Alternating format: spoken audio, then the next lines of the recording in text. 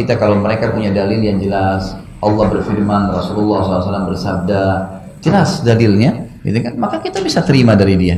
Kita bisa terima dari dia. Ini kalau bukan kelompok saya, sudah saya nggak mau terima. Bisa. Gimana cara?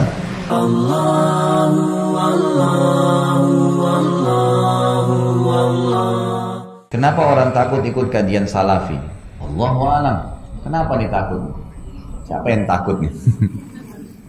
Katanya keras ya. Biasanya orang kalau bilang keras itu karena ada alasan banyak penyebabnya. Yang pertama itu karena mereka belum pernah ikut sebelumnya.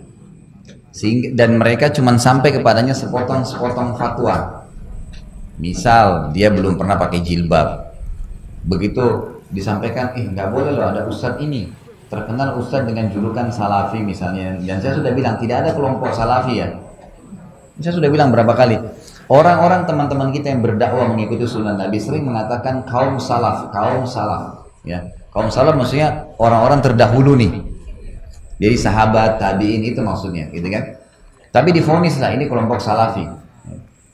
Biasanya teman-teman yang mengikuti sunnah Nabi ini kalau haram, halal, nggak ada toleransi. Memang begitu supaya jelas. Soalnya kalau kita masih toleransi, dibungkus-bungkus, dikemas, nanti orang masih setengah-setengah. Emang haram ya haram. Ustaz hukumnya riba gimana? Haram, nggak boleh. Terus bagaimana jalan keluarnya? Ya usahakan untuk keluar, dikasih tahu. Nggak mungkin, karena saya kerja di bank Ustaz, kira-kira saya masih bisa nggak kerja dulu beberapa waktu sampai nanti saya dapat kerjaan yang lain. Kalau dia tidak begitu sunnah Nabi, mungkin dia masih bisa mengatakan, ya nggak apa-apa lah sampai kau dapat kerja. Wah ini berapa hari ditanggung sama dia tuh? Nggak boleh dong. Dia mesti haram ya haram. Allah haramkan loh. Pak nggak boleh. Ibu nggak boleh loh ya. Sudah tahu. Sebab kalau orang yang berbuat salah tadi bertaubat, ya gitu. Maka apa yang masalah riba misalnya, apa yang dia pernah dapatkan, Allah maafkan tuh. Dia pernah punya rumah, dia punya mobil. Kalau dia belum tahu sebelumnya, maka itu dianggap bagi dia nggak masalah, sudah halal buat dia. Sekarang dia berusaha keluar dari masalah dia. Tapi seorang mufti, seorang alim tidak boleh mengatakan, oh boleh nggak apa-apa. Nah ini boleh nggak apa-apa nih, jadi masalah. Nah ini poin pertama, penyebab pertama. Biasanya karena mereka belum menjalankan perintah agama, kemudian sampai kepada mereka fatwa, sesuatu yang sepotong saja berhubungan dengan pelanggaran yang dia lakukan. Masalah tidak pakai jilbab, oh itu berarti berdosa, nanti begini-begini. Dia cuma tangkap itu saja, dia tidak lihat globalnya, gitu kan.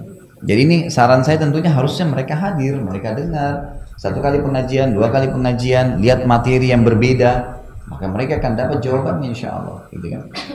Alasan yang lain, emang dasarnya ada juga orang yang maunya itu ilmu agama semua gampang-gampang saja, gitu kan. Nah ini yang berbahaya nih. Jadi dia suka kalau datang pengajian itu ustadznya ceramah 15 menit ceramah, sisanya dongeng, tawa-ketawa, gitu kan. Ya ini ustadznya lucu nih, hadir, biar 2 jam tapi 1 jam setengahnya lucu-lucuan, setengah jamnya yang ceramah gitu. Nah ini wajar mereka nggak mau hadir pengajian yang benar gitu, karena ini ilmu, gitu kan. Ilmu wahyu disampaikan, jadi 1 jam 2 jam ceramah itu memang ilmu semua, gitu kan. Dia pulang membawa ilmu wahyu itu. Nah beda sekali perubahannya ya. Orang yang hadir di pengajian yang memang disampaikan ilmu yang benar, itu beda perubahannya, drastis tuh terjadi. Pasti, oh iya ya ini nggak boleh ya, oh ini boleh ya, jelas bagi dia. Ini seperti hitam dan putih nih. Yang mana nih? Hitam salah, ini gelap, ini putih, jelas. Jadi dia berubah. Jangan heran orang hidup pengajian sunnah itu tiba-tiba berubah drastis bawaannya, cara bicaranya, tiba-tiba dia tinggalkan semua yang salah karena jelas bagi dia ini nggak boleh. Tapi kalau yang seremoni seperti tadi gitu kan, maka jangan heran di 10 tahun pun pengajian tidak ada perubahan, tuh wajar, biasa saja. Karena ditoleransi nggak apa-apa ini berarti ditanggung oleh yang bilang nggak apa-apa ya.